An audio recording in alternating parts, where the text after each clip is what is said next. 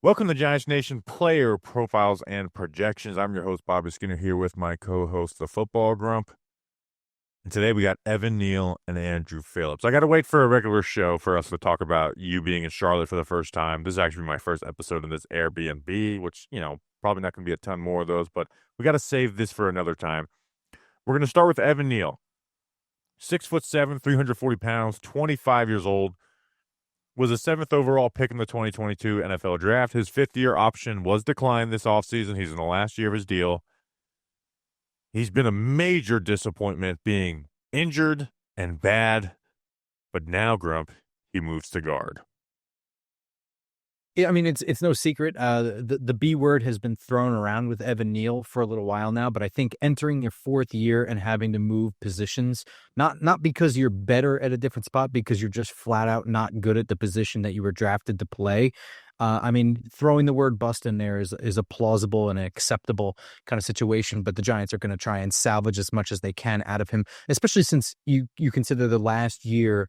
The fourth year of your rookie deal is fully guaranteed. It doesn't really make a ton of sense to move on from someone where you're going to be spending $8 million, whether they're here or not.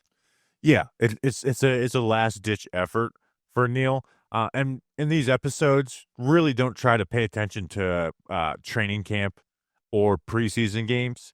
For the late round rookies, you may do a little more for that, and that's why I try and put those guys in the back half of the schedule. But with Neal, I do feel like you have to, or not don't have to, but like I am going to use some of that stuff because at guard it's a whole new thing, and I don't think going back and looking at him at his 1 year playing guard at Alabama, his freshman year, as this evidence of what we're going to see from him there, because hell, his tackle play film is good at Alabama. Even though there's red flags that some, including myself, ignored. But with Neal at guard, there's going to be a comparison to Eric Flowers, and Eric Flowers was certainly bad. I think he lacks the movement skills and balance with his size, which makes him lose the leverage battle. That will always stop him from being an above average guard. But I think he can possibly last in the NFL as a fringe starter backup, because when he's in a phone booth, he handles himself well at that guard spot, I believe, right? He gets to lean on guys in double teams and use his size. He gets hands on guys early and has, the size and length to control pass blocks against a lot of defensive tackles in the NFL who aren't going to have much for him. The issue is I think the negatives will always stop him from being an above average player. And that's even being, gracious of saying like he'll be an average player, because he hasn't shown anything that's going to happen yet. Well, no, I mean, there's been nothing really to show that he would be more than just average at best. But again, we haven't really seen him inside at guard. So, a lot of his struggles come from, I think, his size and his foot speed, right? At 6'7", 340 pounds, he's a really big guy. He's quite top heavy. He has balance issues. I mean, right away, the issues that he had playing at tackle when he started with the Giants years ago in 2022 was getting out of his stance and getting to his spot. I mean, and I think that's exacerbated the other problems with the balance and everything else. Playing at tackle, he's always worried about getting to his spot and dealing with speed around the edge. Guys could just run around him. And the more he tried to cheat his way into getting in the right spot, the more he was standing too tall in his stance, leaning too far forward, leaning too far back. Like all of these issues, I think, kind of come from needing to be at a spot in a specific time, very quickly out of his stance. And he was the first year, I don't even know if he got out of his stance anytime during the play happening. Yeah, he was so far behind. And he actually really improved in that from year 1 to year 2, but the improvement was certainly not enough, and he was still one of the worst tackles in the NFL in year 2. Year 3 actually made some more improvements under Carmen Brasillo, but he was just still really bad that it costed you major moments in games, even though he wasn't as consistently just getting beat like a drum like he was the 2 years before. And the numbers tell the story. I mean, he was, bottom 8 in pass blocking efficiency in year 2. He was second worst his rookie season. Well, last year at tackle, he had 7 starts, 2 sacks, 5 quarterback hits, and 12 pressures. That was 34th of 68 in pass blocking efficiency. But I think the film was worse than what the numbers show in there, which again, I just said 34th out of 68. And I think the film was worse than that. So, but at moving to guard, like I said, or like we were talking about, like it's not about like, quickness paired with patience. It's more of like, hey, aggression, right? Like it's way more aggression in pass protection. And even in the run game too, right? You're not going to have as much space to deal with, even though, bad footwork and lack of balance will kill you at guard as well. So like in pass protection, if he gets a matchup, like he can get out of his stance enough to like get hands on guys. He's going to have a lot more of a length advantage as well. He's got the size where you're not going to just bull through him without momentum, right? When he was at tackle, guys had space to get him off balance and move him. With at guard, there's a lot less of that. The issue, though, is I think right now some of the stuff I've been looking at is against the Giants' defensive tackle group, and I won't use this episode to express my displeasure with that group outside of Dexter Lawrence, but I think better defensive tackles in the NFL will get underneath him and get him off balance, and the best ones in the NFL can embarrass him. When they're not getting underneath him, I think they can take advantage of him being a little top heavy and chop hands off of him and make him work. Some of the quicker ones are going to make him match laterally, which I think he'll struggle with. And you saw it a little bit like in training camp, like in the run game when they're running double teams and man blocking schemes. He does pretty good, right? You use that size, the lean, gets movement, can torque guys. But you saw it in training camp. They asked him to pull. They, did a guard tackle pull. Josh Azudu is waiting. He's sitting there waiting for Evan Neal to go. Evan Neal ends up tripping, and falling over himself. And then, a few plays later, they run outside zone to the opposite side, and he's not able to get across that defensive tackle's face. And that guy's making the play in the backfield. And, one of the very few plays the Giants defensive line group has made in training camp. So it does limit you what you're doing. The Brandon Brown quote, talking about, yeah, you got to use guys to their strengths. He's not someone you're going to be putting out in space and moving a lot. It's like, well, that's kind of important if this guy's going to be starting at guard for you. Yeah, I mean, so the movement thing, listen, it's not easy to really look back at his improvements and what he got better at over time, but he did get better at some stuff, like you said. But last year, he played the games in which he started week 10 through week 17 were pretty much like the worst times to grade an offensive lineman. It's when the entire offense changed once Daniel Jones was benched by week 10. You know what I mean? So it's really just kind of useless to look at that stuff. But even so, like the numbers you said is like, oh, it was worse than it looked. Like, I don't know. The numbers aren't really good. 2 sacks, 5 hits, 10 hurries, 17 pressures, and 6 penalties. Dallas beat him like a drum. Atlanta beat him around. But the penalties don't include in the numbers either, or the efficiency numbers. Excuse me. But I think he came out of school with some issues that he could have worked on if he didn't have to worry about having the below average foot speed anyway. So at this point, I think no one's going to want to hear this in year 4 of a player that was drafted where he was drafted. But the reality is you are where you are. And where the Giants are with Evan Neal is he's learning a whole new position. Right now, what he needs to worry about, like, you're right. His inability to move in space or pull or do any of that stuff, it makes him not a starter. If you can't run a regular offense because of, the limitations of a guy, then you're not a starter. Like, that's a huge problem. But for right now, he's going to have to learn something entirely different. It doesn't seem different because it's still offensive line or whatever, but he can concentrate on getting his balance issues under control, getting his feet underneath him, making sure he's not leaning too far forward or too far back, getting his anchor under control, and using his size, strength, and length to his advantage. That's where he's going to have to be. And I think at best for 2025, he's going to be a depth interior player. I know some Giants fans are really, really excited for what he can do this year at guard. I'm a little bit more tepid than that. I do think that there's a possibility of him having an average future there, though. I do think that, like, once he's not so worried about getting out of his stance and getting to a spot and then getting beat on the inside and then getting beat on the outside again and just freaking out and just grabbing guys, and he can just kind of get out of his stance, square up and hit somebody, maybe that other stuff kind of comes along. He'll never have the foot speed to be a great guy in space, but if he could just kind of, if he can get this year under his belt of just doing this, just learning the position of being in the phone booth and not worrying about so much lateral movement and more so just like being there, it's possible that in the future he can be a wham blocker. You know what I mean? Like it's not going to be horrible. But the idea of pulling him out and then having him run in front of Tyrone Tracy out in space, I don't know if that's ever going to happen. So I think the ceiling for him at guard is still going to be average. You know what I mean? Yeah, that is the realistic ceiling. And I people will compare like Mekhi Becton moving to guard. I think that's a terrible comparison. Where here's something Mekhi Becton did in the NFL at tackle. He had games where he looked like he could be an All-Pro. Like there was some he dealt with injuries, but there was some flashes of greatness. Evan Neal has never once done that in the NFL. There's never been one game I left. I was like, that was really good tackle play. There's games where like, hey, there's some improvement. This was, athletic.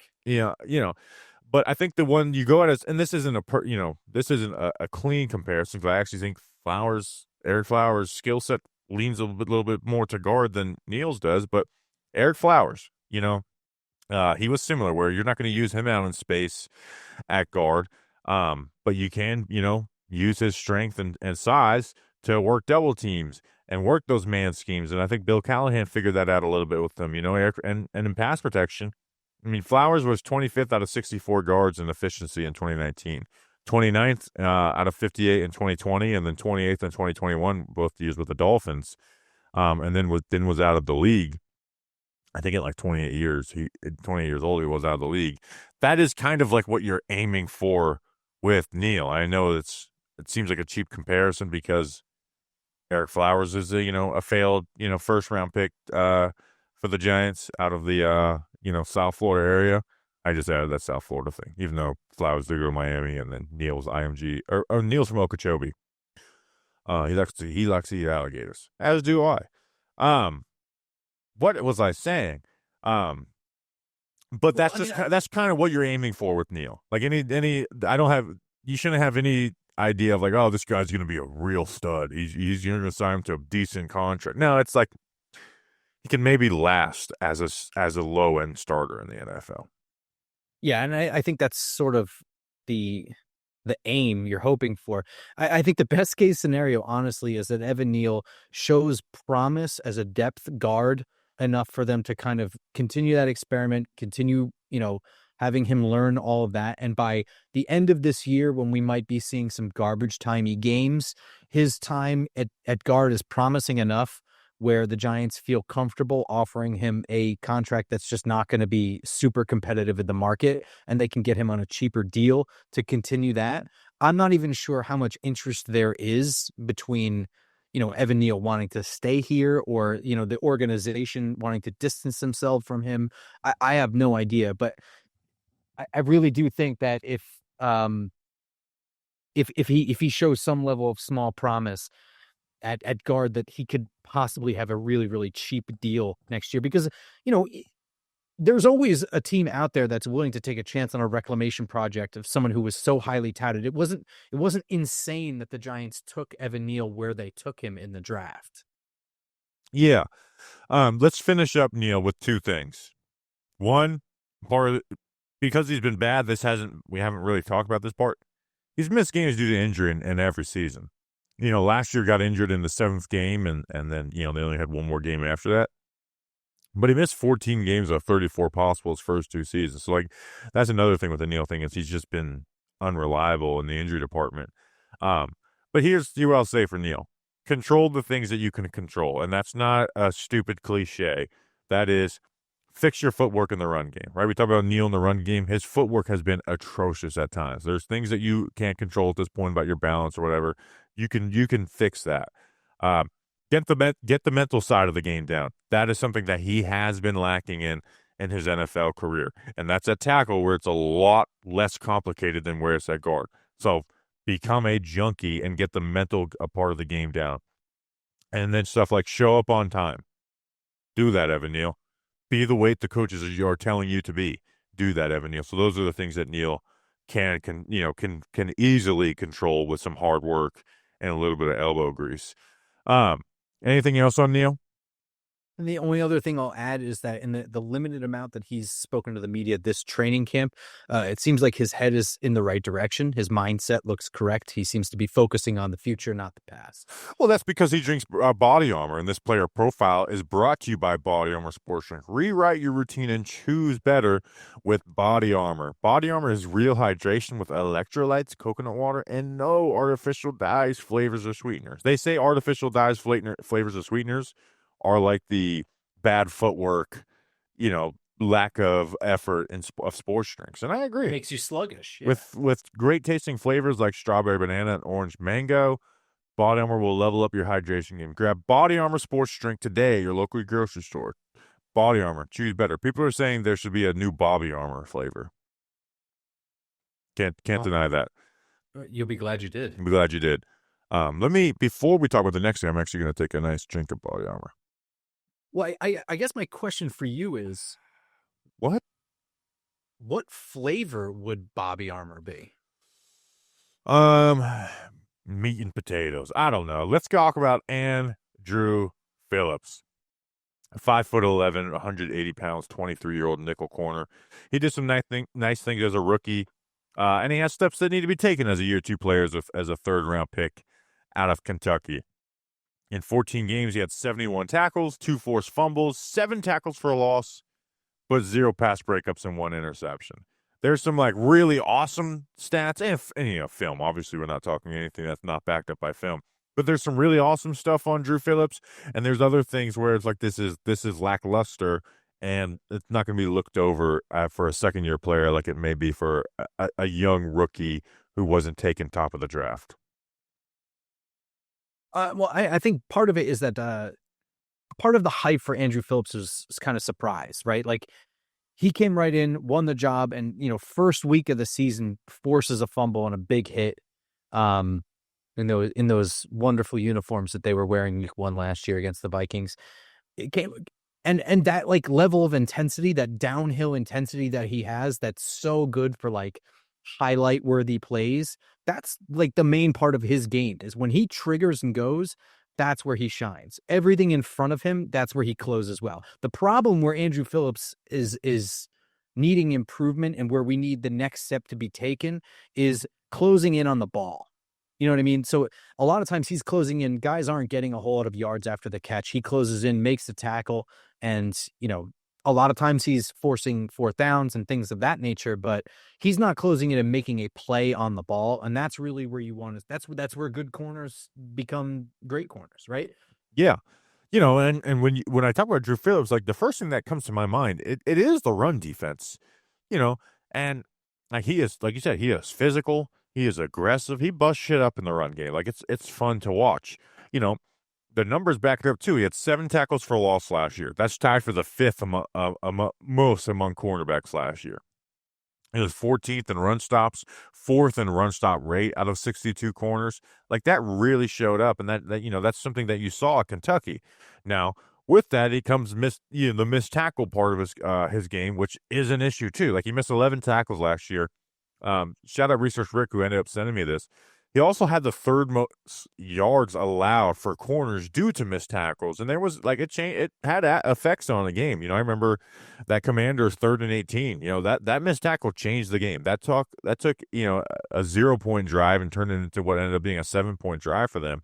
And when a team is as bad as the Giants, you don't remember little stuff like that. But when the Giants eventually, hopefully, are competing, those are the little things that you do remember and matter. And they matter more when, it's a second-year player and we're trying to see a little more, closer to final form than a rookie. But again, he is a asset in the run game. On a defense that doesn't have a ton of assets in the run game and their secondary can leave them issues, he's awesome. You put him towards the box when they're bringing these tighter formations, he'll shoot a gap and get that running back in the backfield. You get him out on the edge, he's just really good at ripping through wide receivers' blocks and making plays out there. It's just you want to see him clean up the. It's not like he has guys wrapped up missed tackles. It's simply he in the open field he struggles, which I think has a little bit to do with his strength, which is that aggression.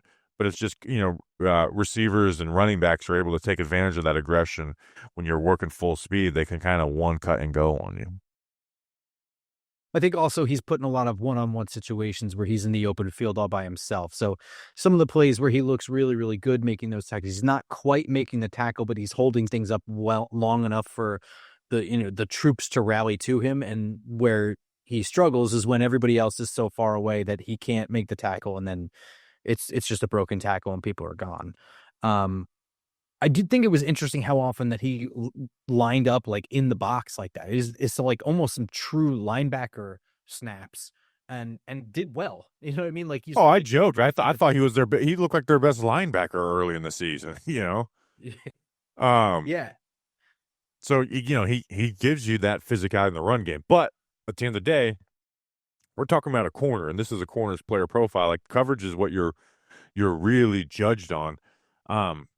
And so here's his raw numbers. He gave up 41 catches on 50 targets, 82% completion rate, 373 yards, only one touchdown allowed, one interception, and 0 pass breakup. So like the negative stats on there is out of 88 corners, he was one of only 3 players to not register a pass breakup. And then one of 2 without a forced incompletion. He had this, and he also had the second highest completion rate allowed in the NFL. The good numbers are he had the lowest average depth of target in the NFL, also with 3.3 yards. And out of those 88 corners, he was 17th in yards and yards allowed. Good. But there's context to it all, right? It's the low average depth of target, but also that's within the defense. They didn't have him playing man much down the field. Like he is a slot only corner. He was an outside corner at Kentucky with a little bit of slot snaps, but like at like his Kentucky film was like this is not an outside corner, right? If they tried to play him at outside corner, he would be a bad player. Like he just can't cover well down the field. He loses, and then he just doesn't have the ball skills. And he's never going to be a guy who's going to have these crazy ball skills, even though I think it's a lot better than a guy like, Deontay Banks, who we talk about that skill set with him. But for Phillips, as a slot corner, he's not going to be put in too many disadvantage, like, really like give up big play spots as a man corner. And the nickel corner, you just don't have teams that are doing that a ton. But where he needs to become better is be a better playmaker in zone. Like that's where you can make those plays as a nickel corner. And I'm just not going to be happy if he has one pass breakup last year, right? And I'm certainly not going to be happy if he does what he did last year, which again is one of 3 players to not register one. Well, I'll also add some context. His one interception was an airmailed throw, I think, by Joe Flacco. Yeah, and again, I'm not expecting Andru Phillips ever to be a big interception guy, and hopefully he proves me wrong. But yeah, I mean that interception was just there's this is a bigger conversation, but sometimes I do hate when people are like, oh, that interception was a bad throw by the quarterback. Well, yeah, that's what they are. But there is like different levels of interception. There is amazing man coverage. There is quarterback read a zone coverage wrong. There is your zone coverage was a mental game where you're baiting that quarterback in. And then there's the Joe Flacco just gets popped and throws the ball up and you catch a punt. And that was the Andru Phillips interception. But yeah, the larger point I was making is that his one statistical play on the ball was not really a play on the ball. That was the ball just coming to him. I will say that, when it comes to the coverage stuff and not making a play on the ball, it's all true. Like you said, 41 receptions on 50 targets is not good. I tried to compare him to somebody who is considered one of the better slot corners in the league, in this Devin Witherspoon, and they're pretty comparable, who allowed 63 catches on 88 targets, gave up like 200 more yards at 575 yards. They had the same yards per reception at 9.1.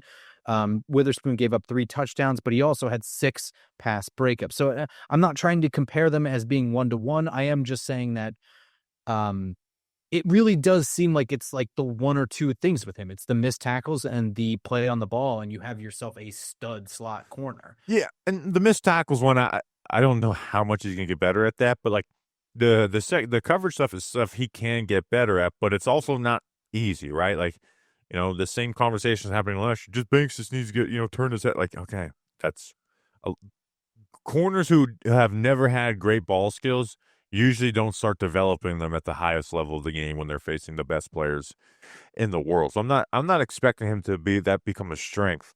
But it can't be so little where, again, you're giving up 82% of your passes and you're getting 0 pass breakups. Like, there's got to be some type of middle ground because he is a starting nickel corner in the NFL, but there's one of 32 of those guys. Like, I want Phillips to be one of 10.